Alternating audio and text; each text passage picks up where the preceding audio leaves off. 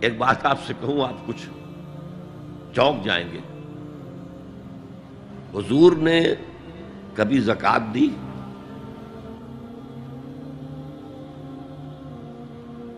کبھی نصاب کے بقدر پیسہ آپ کے پاس جمع ہوا کہ آپ پر زکوٰۃ واجب ہوتی؟ کیسی عجیب بات ہے. ارکان دین میں سے ایک رکن سرے سے غائب. کبھی آپ نے مال رکھا ہی نہیں. حضور کا اسوہ ہم جانتے ہیں، مسواک کر لی ہے، پائچے جو ہیں ٹخنے سے اوپر کر لیے ہیں، یہ اسوہ ہے. ہاں ہے، یہ بھی ہے، ٹھیک ہے، سنت ہے. اسوہ تو یہ ہے. اور صرف آپ کا نہیں، جنہیں ہم کہتے ہیں فقراء صحابہ، ابو ہریرہ، ابو ذر، سلمان فارسی، علی رضی اللہ تعالی عنہم اجمعین، یہ فقراء صحابہ میں سے تھے. کبھی کچھ نہیں رکھا اپنے پاس. میں نے بتایا تھا آپ کو شاید کہ حضرت علی کی جب شادی ہو رہی تھی حضرت فاطمہ سے، کوئی مکان تھا ہی نہیں، کہاں لے کے جائیں. ایک انصاری نے ایک حجرہ دیا ہے اپنے مکان کا، اس میں حضرت فاطمہ ودا ہو کر گئی. He didn't have any home. ابو ذر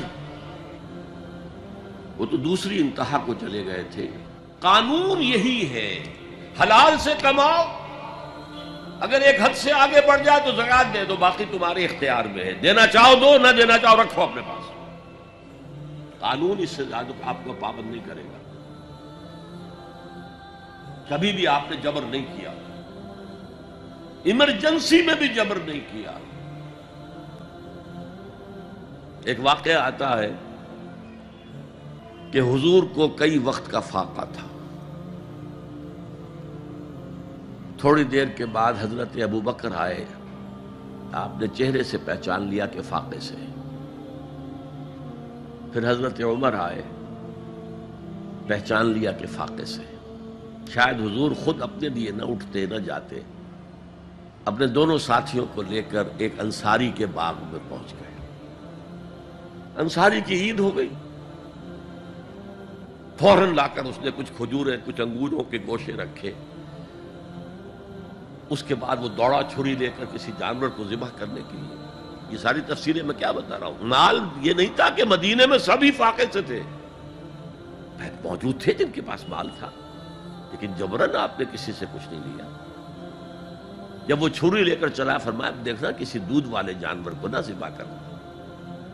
بہرحال کچھ دیر کے بعد وہ گوشت پکا کر لایا، روٹیاں رکھیں. اس کے بعد حضور نے ایک روٹی پر چند بوٹیاں رکھ کر کہا یہ عائشہ کو دے آؤ، اسے بھی کئی وقت کا فاقہ ہے.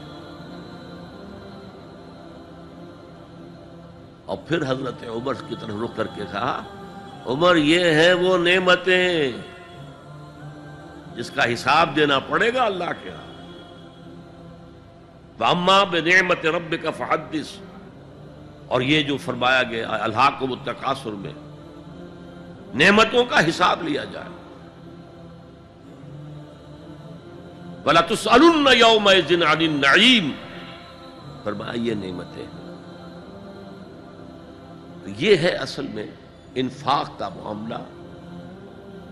آپ کے اس پر چھوڑ دیا گیا ہے. جتنا بھی آپ میں جذبہ ہے، جتنا بھی آخرت کا یقین ہے، اتنا ہی آپ پسند کریں گے کہ آخرت کے بینک میں جمع کرائیں، یہاں کے بینکوں میں کیوں جمع کرائیں. یہاں کتنا دے دیں گے آپ کو؟ 10%، 20%. وہاں 700% ملتا ہے. 700% نہیں، 7000، 700 گنا. Why to keep it in these banks؟ حضرت مسیح کا جو پہاڑی کا واس بہت مشہور ہے، سرمن آف دا ماؤنٹ، بڑے پیارے الفاظ ہیں. میں آپ سے اپنا تاثر عرض کیے بغیر نہیں رہ سکتا. جہاں تک مواعظ کا تعلق ہے، جو حضرت مسیح کے مواعظ آئے ہیں ان سے اونچے واعظ کوئی ممکن نہیں. اسی میں یہ جملہ بھی ہے، دیکھو اپنا مال زمین پر جمع نہ کرو. جہاں چوری بھی ہوتی ہے ڈاکہ بھی پڑتا ہے، کیڑا بھی خراب کرتا ہے. آسمان پر جمع کرو جہاں نہ چوری کا اندیشہ نہ ڈاکے کا خوف، نہ کیڑا خراب کر سکے۔ اس لیے کہ میں تم سے سچ کہتا ہوں کہ جہاں تمہارا مال ہوگا وہیں تمہارا دل ہوگا۔ مال یہاں ہوگا تو دل اٹکا ہوا ہوگا، اور فرشتے اس طرح گھسیٹ کر کھینچیں گے آپ کی جان کو جیسے کہ سیخ پر سے کباب کھینچا جاتا ہے۔ اور اگر دل وہاں لگا ہوا ہے جس کے لاکھوں کروڑوں ڈالر سوئس بینکس میں جمع ہے، اسے کہا جائے نکل جاؤ پاکستان سے، اسے کوئی تکلیف ہوگی؟ نکل جاؤ فلاں ملک سے، ملک بدل کرتے تمہیں کیا تکلیف؟ میرے بینک کے اندر پیسے ہیں۔ البتہ جس کا باہر کچھ نہ ہو اسے اگر یہ دی جائے سزا تو اس کی تو جان پر بن جائے گی۔ تو یہ ہے انفاق کا معاملہ۔ اس میں یہ دو جو ہے، ایک قانونی سطح ہے، قانونی سطح یہ کہ حلال ذریعہ حرام نہ ہو، سود نہ ہو، جوا نہ ہو، فحاشی کو ذریعہ نہ بنایا جائے، منشیات کو ذریعہ نہ بنایا جائے کمائی کا، اور جو بھی آپ کے پاس ہے آپ نصاب کی سطح کے اوپر آ گئے تو 2.5% زکوٰۃ دے دو۔ قانون اس سے آگے آپ سے مطالبہ نہیں کرے گا، اگرچہ فقہاء نے یہ فتویٰ دیا ہے کہ اگر کسی وقت جو فقراء ہیں ان کی ضرورتیں زکوٰۃ سے پوری نہ ہو سکے تو اس وقت کا امام، اس وقت کا خلیفہ وہ زبردستی بھی امراء کے مال میں سے مزید لے سکتا ہے زکوٰۃ کے علاوہ۔ لیکن کمال یہ ہے محمد رسول اللہ صلی اللہ علیہ وسلم کا کہ نہایت جان گسل تحریک جو تھی، انقلابی تحریک، اس میں بھی کبھی آپ نے جبر سے کام نہیں لیا۔